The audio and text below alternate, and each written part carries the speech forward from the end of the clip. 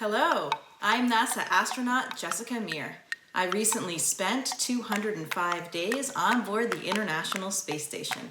This is Ask NASA. Hello,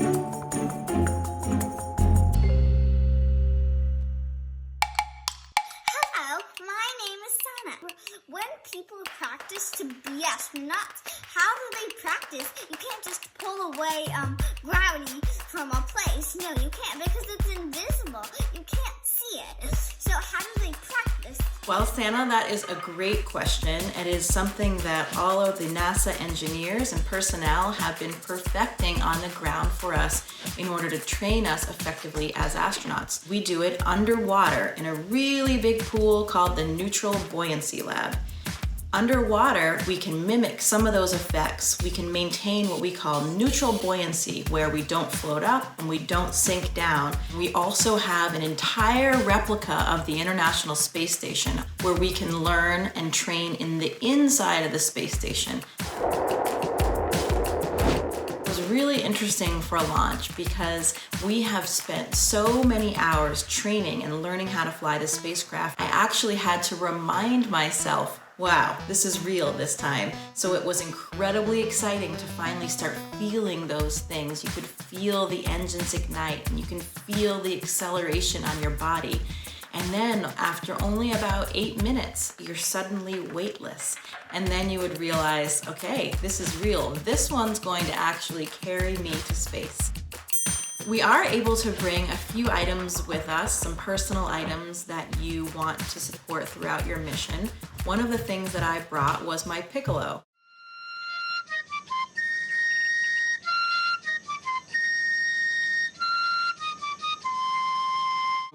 I also flew my panda bear, Pandemonium, who has been with me since I was 6 years old. He's been to the Antarctic, he's been traveling all around the planet, and now he's also been to space. So for me, my schedule, I was able to maintain about the same number of hours. Some people sleep much better in space than they do on Earth because they don't have things like sore knees or backs.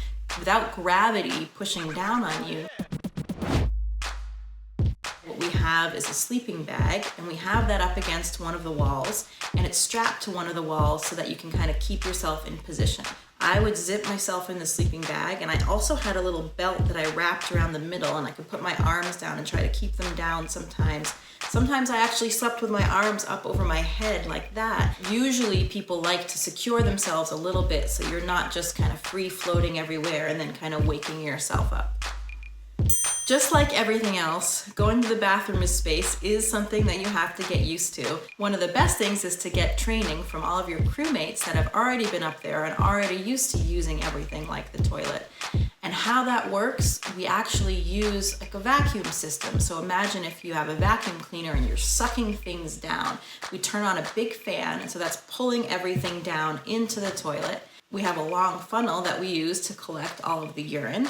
And then there's another seat that you can sit on, again, with that fan pulling things through to collect everything and keep it contained, which of course is the most important part on the space station. You don't want to have everything floating around. And it was really interesting for me in the beginning, in those first few days, your body is sensing things differently too without gravity. You know, everything, including your internal organs, everything is kind of lifted up. And so some of those pressure sensors that give you that feeling that you need to go to the bathroom, that feeling of fullness in your bladder, that takes a little bit of time to adjust to space as well. We're actually getting a new toilet on board the International Space Station. This new toilet is going to be a little bit easier to use for both men and women. Of course, there are some anatomical differences, and some of the earlier versions didn't take into account everything equally kind of for both men and women. So this one should be a little bit easier to use for everybody. It'll also increase the capacity. We'll have another toilet on board the space station. We can continue to test and refine these technologies that will be used on the future in the Orion spacecraft when astronauts return to the moon. Most female astronauts actually suppress their menstrual cycle when we go on our space missions, just to make things a little bit more convenient. It certainly is not a requirement. All of those functions can go exactly as they do down on Earth. We have supplies up there as needed, and we can accommodate it with all of the hardware that we have for the toilet. to wash our hair, we take a drink bag, just like the normal drink bags we use. So I'll get my hair nice and wet, and you have to just take that water and get it touch right up to your hair so that it sticks under your hair, and then you'll rinse it all around, apply your shampoo, rinse it again, and then towel it off. It's pretty similar to washing your hair on the ground.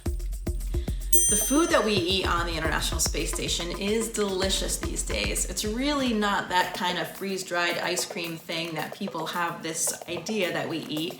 We have an entire lab at the NASA Johnson Space Center that is always developing new and delicious foods.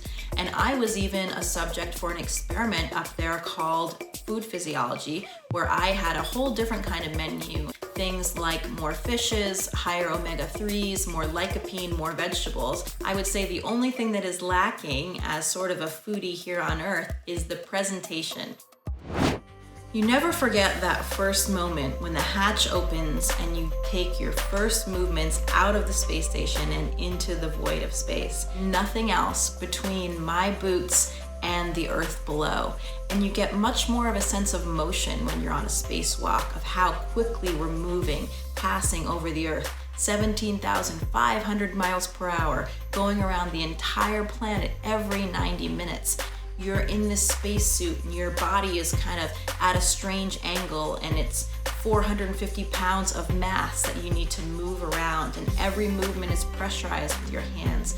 Every once in a while, though, you do need to remind yourself just to take a moment and enjoy what you're doing. Appreciate it. Christina and I both felt so privileged to have had any type of role in that historic event. And for us, I think it was the most important, not for our personal achievements, but really for the generations of women and minorities that were pushing the envelope when we didn't have a seat at the table.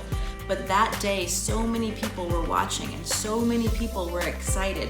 People of all ages, young girls, young boys too. And one of the things that it brought to mind was that anybody can accomplish their dream. No matter who we are, what we look like, or what our background is, those possibilities are open to everybody.